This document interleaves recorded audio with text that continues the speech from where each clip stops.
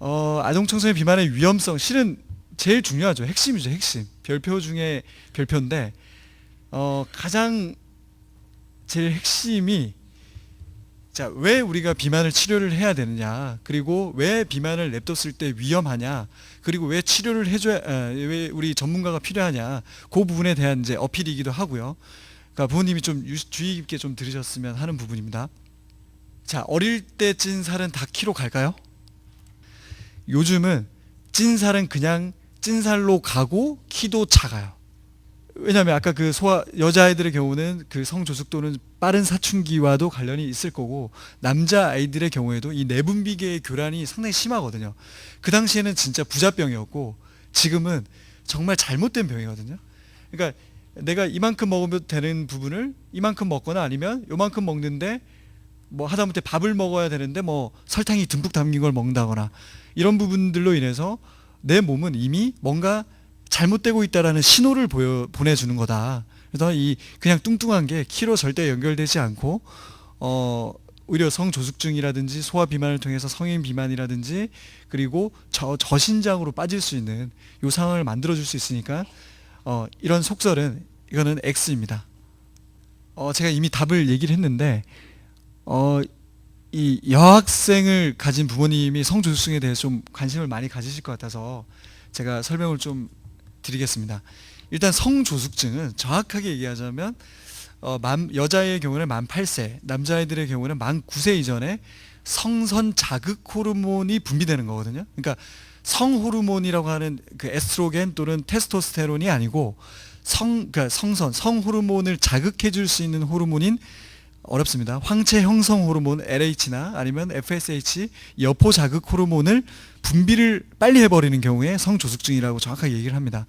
그런 경우에는 여자아이들이 이제 사춘기 발현 징후가 생기겠죠. 가슴에 몽우리가 진다든지, 남자아이들의 경우는 고환이 용적이 한 4cc 정도로 좀 뭐 커진다든지, 그러면서 뭐 음경이 짙어지고 여자아이들은 여드름이 나고 뭐 냉이 나오고, 이런 사춘기 발현 징후가 평균보다 한 2년 정도 빠른 거거든요. 그럼 얘가 뭐가 문제가 되냐? 성조숙증이면 실은 사춘기를 그냥 겪어요. 그게 좀 빠를 뿐이지, 이게 와서 나중에 뭐 조기 폐경이 있을 수도 있다, 뭐 이런 설이 있고, 그리고 유방암 발병률이 높다, 그 설은 뒤로 하더라도 성조숙증이 온다고 해서 정상적인 여자가 된 거고, 그리고 사춘기가 약간 빠른 정도이거든요. 근데 이제 뭐가 문제가 되냐면, 이 보통 성장 곡선이 S자 성장 곡선이 요렇게 해서 이제 키가 크게 돼요, 아이들이. 근데 요 아이들은 만 8세, 9세 정도에서 10세까지 이렇게 급격히 커버리면서 나중에 끝내는 거의 일자형으로 크지가 않거든요. 정상적인 아이가 이렇게 큰다면, 이런 아이들은 여기서 한 8, 9세에서 11세까지 컸다가 그 이후로는 거의 크지가 않습니다. 그래서 최종적으로는 지방 과다가 실은 여성 호르몬은 그 콜레스테롤 HDL이라고 하는 고밀도 콜레스테롤의 어떤 그 지방을 원료로 하거든요. 그러니까 여성 호르몬의 과다가 이게 만들어지면서 호르몬 성선 자극을 하고, 그러면서 빠른 그 뼈 나이가 빨리 진행되고 성장판이 빨리 닫히면서 저신장으로 갈 수 있는 게 가장 큰 문제라고 생각해요. 뚱뚱한 아이는 공부를 못한다, 이런 경우는 실은 전형적인 패턴은 아니에요. 오히려 체격이 크고 과체중이 있지만 자존감이 높고 이런 아이들은 공부를 더 잘할 수 있거든요. 근데 제가 ADHD라고 표현을 했던 이유는 그 비만한 아이의, 그러니까 ADHD, AD, Attention Deficit HD, Hyperactivity Disorder, 그러니까 주의력 결핍과 과잉 활동 또는 충동성을 가진 이제 문제를 얘기를 하는데요. HD의 경우에는 거의 선생님으로부터 아니면 뭐 유치원 선생님으로부터 전화가 오죠. 이미 이 친구는 우리 아이가 달라졌어야 나올 만큼의 어떤 절제력이라든지 뭐 참을성이라든지 이런 부분들이 거의 없고, 친구들을 괴롭히거나 아니면 가만히 있지 못하거나 하는 이 과다 활동형을 가지게 되는 아이들을 얘기하고요. 이 AD형이 실은 남들이 봤을 때는, 엄마가 봤을 때는 잘 분간을 못할 수 있어요. 단순히 숙제를 안 한다거나, 아니면 뭔가 공부를 하러 들어갔는데 1시간 앉아 있으면 5분만 책을 보는 척 하면서 뭐 다른 손을 만지든지 아니면 뭐 딴 것들을 안절부절 못하는 경우, 그리고 자기의 물건을 잘 잊어버리는 경우, 공부를 해도 성적이 오르지 않는다. 이상하다. 그리고 얘가 뭔가를 책을 읽었는데 엄마가 물어보면 금방 모르는 경우, 이 난독의 패턴이 또 있을 수 있거든요. 이런 경우가 이제 ADD라고 해서 요런 아이들이 실은 통통한 아이들이 되게 많아요. 그러니까 모르는 거죠. 그냥 뭐 이 친구는 그냥 원래 성향이 원래 좀 굼뜨고 좀 늦대고 아이가 뭐 그냥 숙제하는 거 싫어하고 이렇게 생각할 수도 있는데, 그 부분이 어떤 그 우리 잘못된 식습관이나 생활 습관을 통해서, 그리고 스트레스를 통해서 이런 주의력 결핍까지 오는 경우가 많다. 이런 꼭 그렇진 않고요. 그러니까 뚱뚱한 아이는 공부를 못한다 이게 아니고, 공부를 못하거나 학습적인 저하가 있는 아이들 중에 뚱뚱한 아이가 ADHD 있는 경우가 많다. ADD인 경우가 많다. 이제 이렇게 설명을 하고 좀 주의 깊게 한번 살펴보셔야 될 것 같습니다. 아까 또 제가 설명을 드린 이 우울증, 물론 우울병이라고 하는 디프레션이라고 하는 표현보다는 디프레스트, 우울한 감정 상태가 많다. 이렇게 이제 저는 보고 있습니다. 그러니까 한의학적으로 우울증이면, 우울체가 되면 그거를 풀어야 되거든요.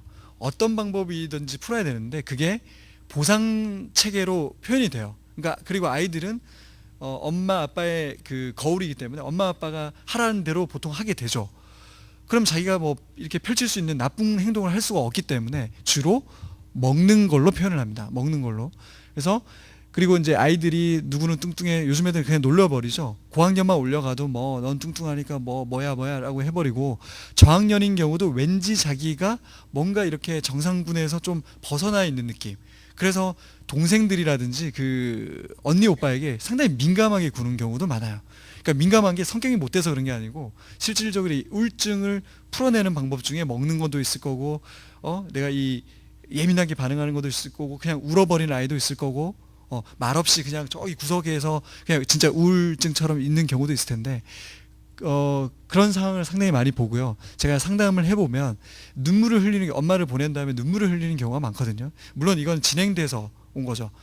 엄마가 타박하거나 못 먹게 하거나 할머니가 뚱뚱하다고 계속 뭐라고 했을 때, 그리고 주위 친구들이나 아니면 그 형제 자매들이 보통 그런 경우도 놀려버리거든요. 그럼 자기는 그냥 아무렇지 않다고 느끼지만 실질적으로 마음의 상처는 상당히 있다라고 보여집니다. 그런 것들을 풀기 위해서 또 먹어지고요. 아까 실태 조사에도 자아 존중감도 떨어지고 우울해져 있는 감정 상태를 볼 수 있었습니다. 악순환의 연결고리죠. 비만을 통해서 자존감이 떨어지면 실은 이전에 또 우울했고, 그래서 떨어지면 또 우울감을 느끼고 과식을 해서 또 소화 비만이 생기고, 요게 이제 악순환의 연결고리가 되거든요. 이런 부분들은 이제 끊어주려면 아이에게 좀 이렇게 지지하는 그런 이제 치료, 인지 행동 또는 이제 수정 요법이 좀 필요합니다. 제가 아까 설명드렸던 3살 버릇이 여든가고 3살 키가 여든가고 3살 비만도 여든가거든요. 80% 정도가 이제 이행이 된다고 보고, 지방세포 수가 증식하는 거와 함께 성인 비만이 되면 지방 자체도 커지기 때문에 그 복부 비만, 내장 비만을 통해서 올 수 있는 성인병, 뭐 대사증후군, 그리고 암까지. 이거는 제가 좀 약간 조심스럽게 말씀을 좀 꺼내려고 하는데, 이 엄마가 바쁜 경우가 많아요. 보면. 그래서 할머님이나 아니면 고모님이나 이모님이 양육을 이렇게 위탁 양육을 한 경우에 사랑한다고, 이 아빠는 게으른 아빠, 이건 저도 이랬다가 요즘은 그러진 않지만 야식을 사온다거나 TV를 누워서 계속 보신다거나 주말에 전혀 놀지 않고 그냥 혼자 쉬시려고 하는 그런 경우에 아이들의 어떤 신뢰관계가 깨지면서 그런 것들을 먹는 걸로 사주려고 하는, 그리고 먹는 걸로 이 할머니가 바쁜 엄마 아빠를 대신해서 이 친구를 사랑하는 거를 저런 식으로 표현하려고 하는 경우가 많거든요. 그래서 이게 이제 저는 이제 엉덩이가 뚱뚱해지는 사랑이라고 표현했는데, 그 엉뚱한 사랑이 이제 먹는 걸로 이제 된다. 그래서 뭐 부모님의 책임이 상당히 크고요. 지금까지 말씀드린 것들에 대한 뭐 식습관이나 생활습관 원인들 자체가 이미 그 부모님이 컨트롤이 안 됐거나 아니면 잘못됐거나 그런 부분들로 인한 경우가 많습니다. 뭐 그냥 자녀는 부모의 거울이니까 결론적으로는 아이들과 한번, 저는 그 동시 다이어트하는, 엄마와 아이들이 다이어트하는 경우를 추천을 많이 하고, 근데 어머니가 너무 바쁘시다면 실질적으로 엄마가 아이들이 보거나 아이들이 있을 때 뭔가를 드신다거나 아니면 계속 뭐 TV를 보는 이런 부분들은 좀 없애야 되지 않나. 그리고 아이들은 자제력이 없기 때문에 엄마의 단호함, 절대 그 부분에 대해서, 그러니까 훈육하거나 다그치거나 야단치는 부분이 아니고 그 아이의 성향에 맞게 전략적으로 잘 접근을 해야 되거든요. 그러니까 그런 부분들을 엄마가 좀 단호하게 이 부분에 대해서는 뭐 이렇게 항상 보여지는 냉장고 앞에 하나씩 그 일주일에 하나씩 고쳐야 되는 점들을 시각적으로 적어 놓는다든지, 그죠? 뭐 그런 것들을 했을 때 보상을 어떤 식으로 주냐면 자기가 필요하다거나 자기가 좋아하는 것들을 오히려 먹는 게 아니라 그런 자기가 그 필요하거나 학습에 필요한 것들이 분명히 있거든요. 그런 것들을 좀 하나씩 사주는 것도 좋은 방법이 되겠죠. 그리고 식사를 반드시 식탁에서 하게 하는데, 이런 경우가 잘 안 돼요. 특히나 비만인 아이도 있지만 밥을 안 먹는 경우는 뒤따라 다니면서 먹여야 되는 경우가 많거든요. 6세 이전에 아빠가 해야 되는 교육이 딱 세 가지라고 생각을 하고, 그 세 가지가 첫 번째 스마트폰 못 보기. 예. 그거는 큰일 나는. 두 번째 식탁에서 앉아서 자기 먹은 만큼 먹고 일어서라. 돌아다니다가 오는 거는 없다. 저도 잘 안 되더라고요. 한 6개월 정도는 진짜 씨름을 했는데 요즘에는 좀 앉아서 먹긴 합니다. 저희는 초등학교 1학년 유치원생 2살 이렇습니다. 두 딸이 교육을 그렇게 지금 하고 있고요. 그리고 세 가지가 뭐냐면 저는 인사, 친구들 보거나 선생님들 봤을 때는 무조건 인사를 잘해라. 예절 교육, 그 세 가지면 6세 이전에는 저는 아빠로서 해야 될 교육이라고 생각을 하고요. 그만큼 이 식탁에서 하는 이 밥상머리 교육이 상당히 중요해요. 나중에 또 예방 및 관리에도 또 나오거든요. 그리고 지금 여기 이 귀여운 밥그릇이 있는데, 이 밥그릇이 실제 우리가 밥을 다 먹어서 포만감을 느끼는 게 아니고요. 그러니까 다 먹어서 진짜 배가 포만감을 느끼기 전에 이미 아이들이 다 먹죠. 이 그릇이 비워졌을 때 그거를 인지하면서 나 이제 다 먹었구나라고 생각을 하거든요. 그래서 성인형 밥그릇에서 조금 주면 아이들은 이미 시각적으로 나는 안 먹는다고 생각을 해요.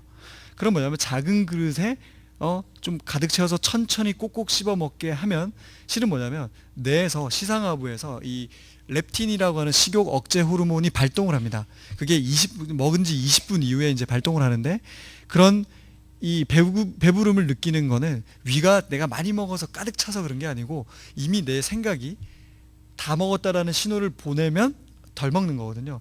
그만큼 이 맞춤형 자기 아이에 맞는 그런 밥그릇으로 바꾸시는 것도 되게 좋은 관리가 되겠죠.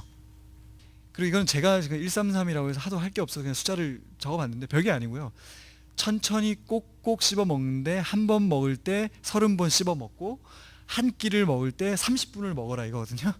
이게 아마 책에도 없을 겁니다. 이거는 제가 생각하는 정도이기 때문에 이 맞는 말 같지 않습니까? 왜냐하면 20분이 지난 상태에서 렙틴이라고 하는 식욕 호르몬이 시상하면서 야 그만 먹어 이제 배불러 라는 신호를 보내기 때문에 한 20분에서 30분 정도는 꼭꼭 씹어 먹어줘야 되거든요. 근데 거의 그러지가 못하죠. 다 바쁘고 아이들도 원래 잘 먹는 아이들은 빨리 많이 먹게 돼 있어요.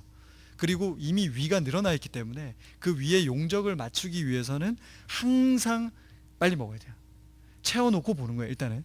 근데 하지만 133 얘기를 해주면서 먹으면서 천천히 꼭꼭 자기가 먹고 싶은 것을 자기가 먹고 싶을 때 천천히 꼭꼭 씹어 먹으면 성인형 비만도 그렇게 오지 않습니다. 그러니까 삼시세끼를 정량을 먹어서 천천히 꼭꼭만 씹어도 그 비만을 상당히 예방할 수가 있거든요. 그러니까 이 부분을 어머님이 좀 신경을 써주시면 좋을 것 같고요. 뭐 이거는 뭐 제가 한 건데 국 말아먹다가 건강 말아먹는다 이게 제 얘기인데, 국을 말아먹으면 일단은 짠지를 모르죠. 소금이 염분이 얼마나 들어있는지 모르고 밥에 희석이 되기 때문에. 그리고 이 국을 먹으면 펩신이라고 하는 위산의 그 농도 자체가 옅어지게 돼요. 근데 잘 먹는 애들이 소화력이 좋을 것 같잖아요. 아니요.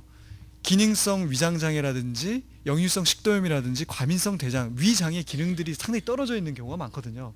이런 애들을 빨리 그러니까 엄마가 먹지 말면 빨리 먹어야 되기 때문에 또 뜨거운 걸 싫어하고, 그래서 물 말아 먹기도 하고 우유를 말아 먹기도 하죠. 심지어는 그런 경우는 건강도 말아 먹을 수 있으니까 비단 비만뿐만 아니라 건강을 위해서도 이거는 맞지 않다. 그리고 담백한 음식, 저염식 위주의 식습관이 상당히 좋다. 그러니까 엄마 아빠가 많이 바뀌어야 됩니다. 이런 경우는. 제가 엄마의 이 비난과 엄마의 훈육은 식욕 억제제 같다라고 이렇게 표현했거든요.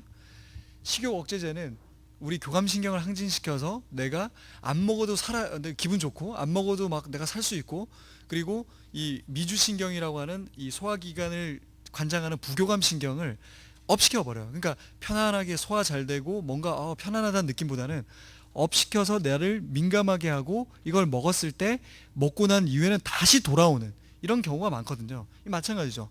엄마가 하지 말라고 하는 애는 얘가 왜 그런지를 눈높이에서 봐줘야 되는데 그러지를 못하고, 엄마 입장에서 얘가 뚱뚱하니까 그냥 먹지 못하게 했을 때는 그냥 얘와 같은 거예요. 엄마가 없을 때는 오히려 숨어서 먹겠죠. 음성화 되겠죠. 그래서 이런 식욕 억제제에 같다라는 이제 표현을 이제 썼습니다. 일단은 맛있는 음식이 비만을 부른다고 돼 있으니까 이 맛있는 음식만을 보지 말라 이 말이거든요. 핵심은 뭐냐면 여기 아까 말씀 원인에 다 나옵니다. 고탄수화물, 고지방, 그다음에 지나치게 아이들에게 그 담백하지 않은 그 맵거나 짠, 달거나, 이거는 뭐 요즘 아이들 그냥 밖에서 과자 먹어버리는데, 매운 음식을 좋아하는 아이들은 그에 맞게 항상 맛있는 음식을 찾게 되거든요. 요런 매운맛에 대한 거 컨트롤 해주셔야 되고요. 당지수라는 건 GI라고 해서 우리가 그 당질이 우리 땔감으로 쓰이잖아요.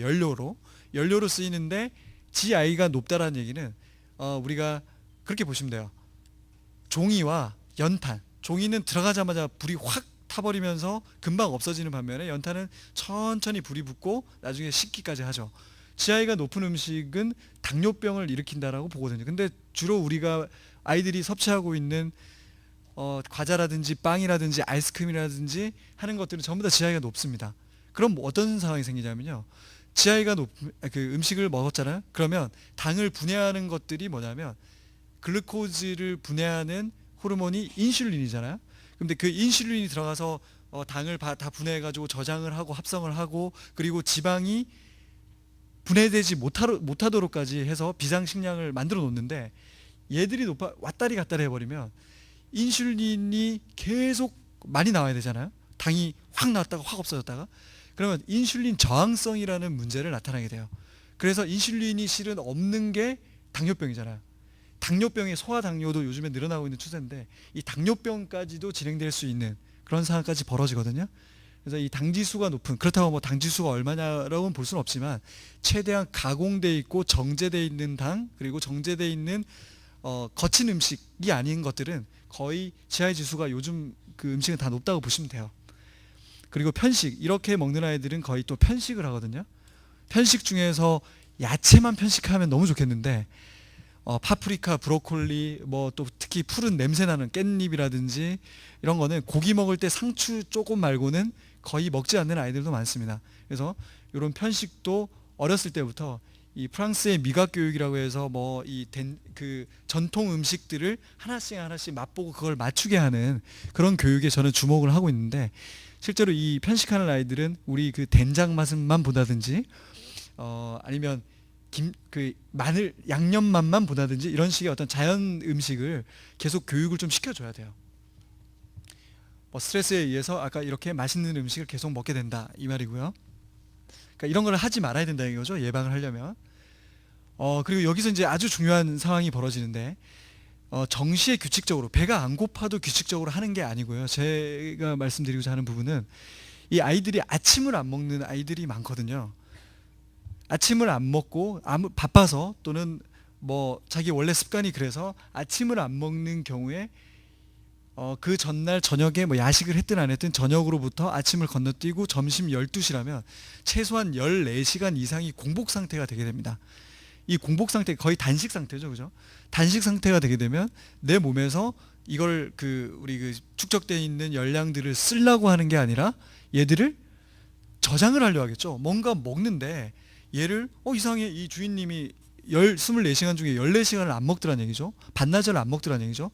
그러니까 이 애들이 내 몸이 우리 주인님 살려야 되겠다고 그냥 먹는 족족 저장하는 거예요. 그러니까 비만인데 계속 비만을 낳는 거죠. 세포 수도 늘리고 거기다가 빵빵하게 채우고 이렇게 가는 거거든요. 이 아침밥에 대한 중요성. 그래서 정시에 규칙적으로 아침밥을 먹이고, 그리고 점심을 급식을 먹고 저녁을 최대한 이 친구에게, 만약에 뭐 그 야식을 안 하시겠다면 그 달콤한 과일이나 아니면 유산균, 저는 유산균 되게 중요하다 생각하는데 유산균을 대체해 버리면 그 다음날 훨씬 편하고 속도 편하고 몸도 가벼워질 수 있습니다. 야식에 대한 얘기. 야식을 없애려면 일단은 이 양치질을 빨리 시키면 돼요. 그리고 양치질을 시킨 다음에 산책을 나갔다가 와서 재우면 제일 좋거든요. 근데 그러기가 쉽지가 않으니까, 그러니까 엄마가 좀 변해라고 하는 것 중에 하나가, 아빠가 변해라고 하는 것 중에 하나가, 비만인 아이들이 있다면 엄마가 좀 부지런해져야 돼요. 먹인 다음에 그 먹여서 그리고 산책시키면서 줄넘기도 좀 하고 와서 빨리 재워놓으면 일석삼조 사조의 효과를 볼 수가 있죠. 그래서 만약에 그 고학년의 경우에는 학원 갔다 와서 좀 힘들다 그러면 그 달콤한 과일을 통해서 이 친구 릴렉세이션도 좀 시키고 그리고 영양가도 좀 공급하는, 뭐 바나나 이런 것도 괜찮아요. 바나나. 뭐 아까 제가 계속 설명을 드렸죠. 이 트랜스 지방과 함께 또 문제되는 게 포화 지방이거든요. 포화 지방. 뭐 오메가 3 안에 불포화 지방산이 많이 들었다 이렇게 얘기를 하는데, 이 트랜스 지방이라는 거는 원래 있지 않은 지방이에요. 원래 없었어요. 그러니까 그 쇼트닌과 같은 경화유, 그죠? 경화유 없는 그 기름이 원래 액체인데 고체를 만들면서 생기거나 아니면 고온에 튀기면서 생기거든요. 이 트랜스 지방은 성조숙증에 있어서 거의 여성 호르몬이라고 생각하시면 돼요. 이걸 먹는 아이, 거기다가 포화 지방이 많은 그 튀기거나 구운 삼겹살이나 오겹살, 꽃등심 뭐 이런 포화 지방이거든요. 우리 삼겹살 굽고 안 먹었을 때 하얗게 그 굳어져 있는 경우, 그리고 짜장면 먹고 나서 그 위에 돼지기름으로 볶았으니까 하얗게 돼 있는 게 이제 포화지방인데, 그 포화지방은 몸 안에 들어가면요 둥둥 그냥 떠다녀요. 흡수되는 게 아니기 때문에 이 둥둥 떠다니면서 플라그를 형성하고 동맥경화로 가고 또 성인병으로 가는데, 이 트랜스 지방과 함께 포화지방, 그럼 포화지방과 트랜스 지방이 같이 들어있는 거는 뭘까요? 후라이드 치킨, 그죠? 후라이드 치킨과 탕수육 그리고 돈가스가 되겠습니다.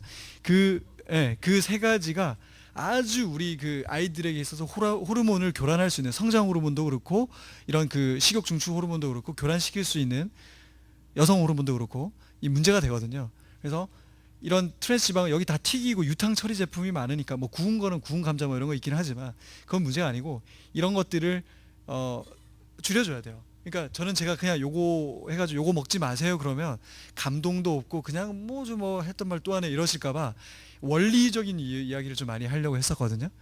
그러니까 어머님이 마음속으로 감동을 받고 확실히 아셔야지 아이들에게 못 먹게 하는 거예요. 식습관이 그만큼 중요하고, 생활습관은 뭐였어? 활동량을 늘리라 이거였죠. 몸을 많이 움직여라. 그만큼 이 전두엽의 활성을 통해서 식욕을 억제해 줄 수 있는 또 부분, 시상하부 내하수체 그 축을 통해서 식욕을 억제해 주기도 하고요. 그리고 제가 아까 말씀드렸던 다른 돈 들여서 하는 운동보다도 이 저녁 식사 후에 산책하는 거, 이런 거 이제 좀 해주시면 좋을 것 같고, 매일매일 하는 것도 참 좋긴 한데 한 3주 이제 뭐 주에 3, 4회 월수금 화목토 뭐 이런 식으로 3, 4회 정도 30분 이상이 적당한데 약간 땀이 날 정도의 운동을 해주시면 도움이 됩니다. 남자아이들은 이렇게 재미도 있고 키도 클 성장판도 자극시켜 줄 수 있는 농구가 좋을 것 같고, 여자아이들의 경우는 산책하면서 줄넘기 하는 거, 줄넘기를 하게 되면 성장판을 자극하기 때문에 여성 호르몬의 분비가 급격히 올라가는 사춘기에 막아주거든요. 그러니까 운동 자체가 여성 호르몬을 막아주진 않고 성장 호르몬의 어떤 기량작용을 통해서 성장 호르몬이 업되면서 성 호르몬이 아직까지는 애기구나 라고 얘기를 해줄 수 있는 거기 때문에 운동이 상당히 중요해요. 그러니까 애들 공부하는 만큼이나 아니면 집에서 스트레칭 또는 그 스태퍼 아니면 뭐 이 콩콩이, 집에서 아파트라면 콩콩이, 스카이 콩콩이 이런 거 좀 하시고, 줄넘기를 생활하시고, 더 어린아이라면 트램폴린 뛰는 거 있죠, 그런 거 해주시면 훨씬 도움이 됩니다. BMW 고급 승용차가 아니고 여기는 자전거와 함께 메트로, 지하철 그리고 워크, 그러니까 우리는 지하철이 없고 하니까 아이들이 최대한 많이 걸을 수 있게 오름이나, 그래서 자전거라든지 이런 거를 통해서 뭐 레퍼츠 공원 이런 데 가서 아이들이 좀 터놓고 이렇게 마음껏 자기를 발산시킬 수 있는 거 좋거든요. 그러면 저는 제주에서 하나 또 말씀드리자면 해수욕장에 풀어놔 버려야 돼요. 애들을 그 깊은 물만 가지 않으면 좀 더 어린아이들은 모래를 하든 뭘 하든 모래를 먹든 아니면 거기서 물장난을 치든 조개를 잡든 제일 좋은 천혜의 자연환경을 가지고 있는데 여기서 비만율이 1등이란 말이죠. 제가 항상 강조하는 이 스크린 타임이라는 게 TV 그리고 컴퓨터 게임 그리고 스마트폰이거든요. 스마트폰은 아까 제가 말씀을 드렸고 이 전체적인 스크린 타임을 반드시 줄여줘야 돼요. 그러니까 아이의 그냥 그 비만만의 문제는 아니거든요. 그러니까 그 보고 조사에 의하면 이게 하루 1시간 늘 때마다 비만율이 2%가 증가한다. 그러니까 이거는 뭐냐면 안 한 아이들에 비해서 2%가 더 증가한다 이 말이거든요. 그리고 컴퓨터는 하루 2시간을 기준으로 해서 하루 2시간 이상을 사용했을 때 비만 위험이 9.52배 증가하더라. 비만만을 봤을 때 이런 이제 조사 결과를 제가 인용을 했고요. 아까 스마트폰은 이렇습니다. 그래서 전체적인 스크린 타임은 나중에 어떻게 할지 구체적으로 제가 얘기를 하자면 이 전체적인 이 시간을 일주일에 7시간 이내로 줄이셔야 돼요. 그리고 7시간 이상을 했을 때 집안일을 그 시간만큼 집안일을 돕게 하든지 자기가 그에 대한 책임감을 느낄 수 있는 상황을 만들어 줄 수 있으면 제일 좋아요. 수면 습관. 잘 자야지 살도 잘 빠지거든요. 이 비만을 가진 아이들 중에 아데노이드증이라든지 편도비대증을 가지고 있는 아이들이 이 수면 중 무호흡증 가다가 하는 경우 그리고 이 코골이 왜냐하면 우리 그 공기의 기도인 덕트가 줄어들어 있다고 생각하시면 됩니다. 그럼 소리가 나겠죠. 코골이 그리고 비염이 있는 경우도 많고요. 그리고 좀 많이 마음이 약하고 여린 애들은 이 잠꼬대를 하는데 이러는 경우가 있으면 뭔가 수면이 잘못되고 있고 그러면서 성장이나 비만도 더 올 수 있다. 이렇게 생각하시면 되겠고 8시간 이상의 취침은 우리 성인도 7시간 정도를 보거든요. 아이들은 9시간에서 한 10시간 정도를 보기 때문에 최소한 8시간의 그 수면 시간을 확보를 해야 되겠다. 그리고 보통 7시에 보통 애들이 일어나잖아요. 일어나면 그 멜라토닌이라고 하는 그 우리 잘 때 나타나는 호르몬이 14시간에서 15시간 이후에 발휘를 하거든요. 그럼 뭐냐면 10시 정도의 취침이 돼야지만 뒤에 나올 건데 10시 정도의 취침이 돼야지만 14, 5시간을 거의 맞춰지는 거예요. 그러면 생체 리듬이 그래야 맞아 떨어지는 거거든요. 그 바이오 리듬에 대한 얘기를 뒤에 좀 얘기를 하겠습니다. 그래서 10시 이전에는 반드시 자고요. 제가 아까 와서 야식 얘기를 했는데 야식 중에서 제가 우리 딸이 만약에 고등학생이 된다면 저는 대추를 줄 것 같아요. 대추, 말린 대추. 멜라토닌, 이 세로토닌에서 멜라토닌으로 이렇게 전환이 되면서 잠이 오게 되는데 이 세로토닌에서 멜라토닌으로 할 수 있는 한약 중에 제일 좋은 게 산대추 씨앗입니다. 산조인.